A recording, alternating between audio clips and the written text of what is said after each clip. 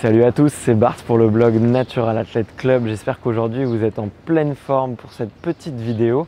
Très récemment, dans une précédente vidéo, je vous avais parlé du meilleur échauffement qu'on pouvait faire en fitness ou en musculation. Tout simplement parce que l'échauffement, c'était une des principales sources soit de blessures, soit de non-progression pour les gens qui pratiquent le sport. Et du coup, j'ai eu une question d'un auditeur très fidèle qui s'appelle Théo. Salut à toi. Et je vais vous la lire tout simplement. Tu me disais, du coup, voilà, j'ai commencé l'entraînement il y a peu de temps. Je cherche à perdre du poids et j'aimerais savoir qu'est-ce qu'il faut manger avant un entraînement. Je suis notamment allé dans un magasin et le vendeur m'a recommandé de prendre des boosters et des protéines. A-t-il raison?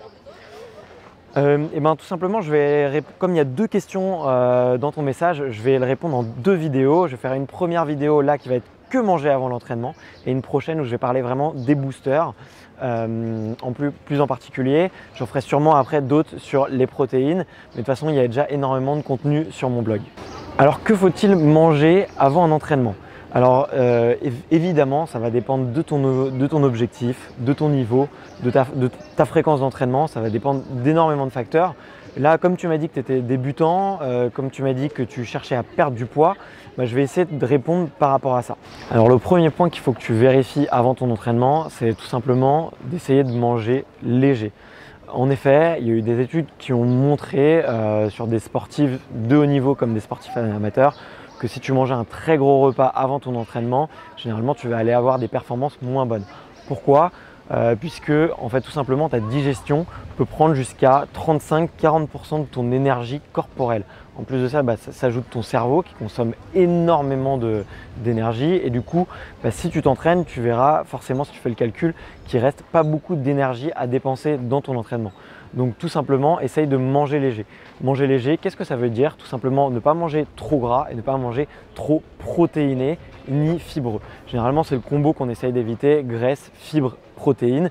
Donc essaye de soustraire des aliments de cette équation pour ne pas manger trop fibreux, trop gras et trop protéiné. Ensuite, la durée moyenne de digestion, on va dire, pour un repas, elle est d'environ 3 heures. Donc généralement, moi ce que je te recommande de faire, c'est que si tu dois manger un vrai repas, essaye de le faire 3 heures, 2 heures et demie avant ton entraînement pour être sûr d'arriver bien.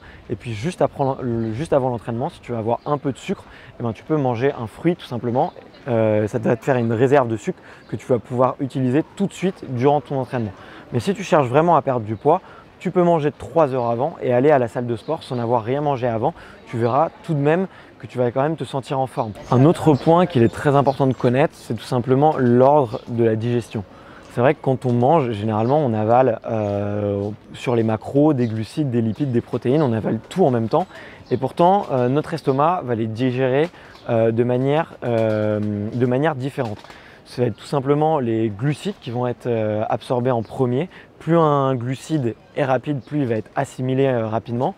Ensuite, il va y avoir les protéines et ensuite les graisses. Donc ça revient un peu à mon premier conseil qui est tout simplement les protéines et les graisses sont plus dures à digérer. Donc favorise peut-être avant l'entraînement des repas un petit peu plus concentrés sur des apports en glucides.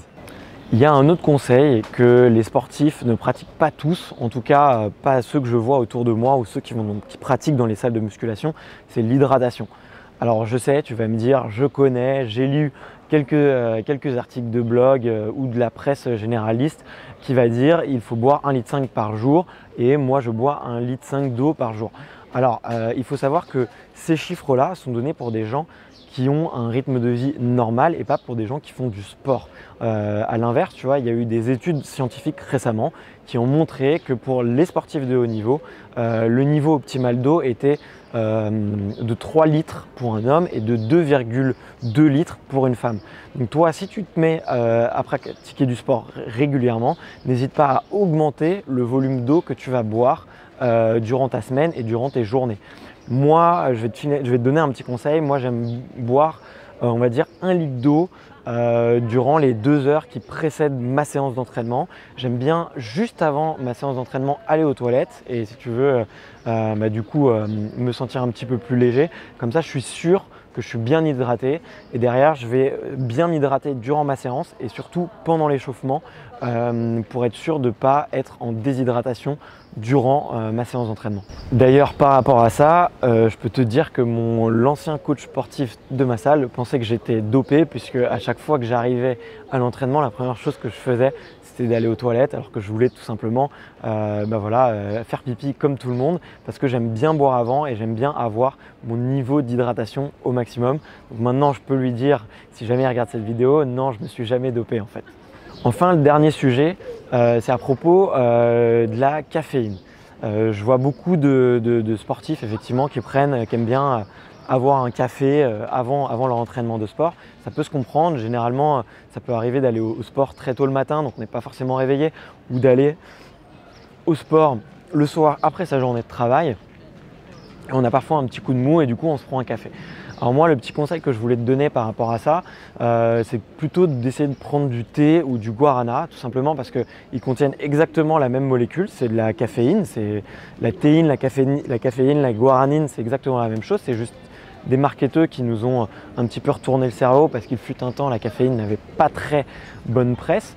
Mais en tout cas, voilà, le thé et le guarana contiennent aussi de la caféine, mais sauf que eux contiennent des principes actifs qui derrière en fait font durer l'effet de la caféine dans le temps, et du coup tu n'as pas ce petit effet un petit peu de l'art descente un petit peu de la caféine qu'on peut avoir 1 ou 2 heures après en fonction de ton métabolisme.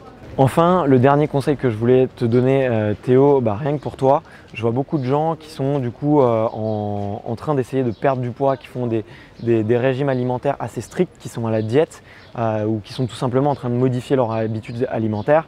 Et généralement, on leur conseille d'avoir des hypocaloriques, donc qui contiennent peu de glucides et peu de calories.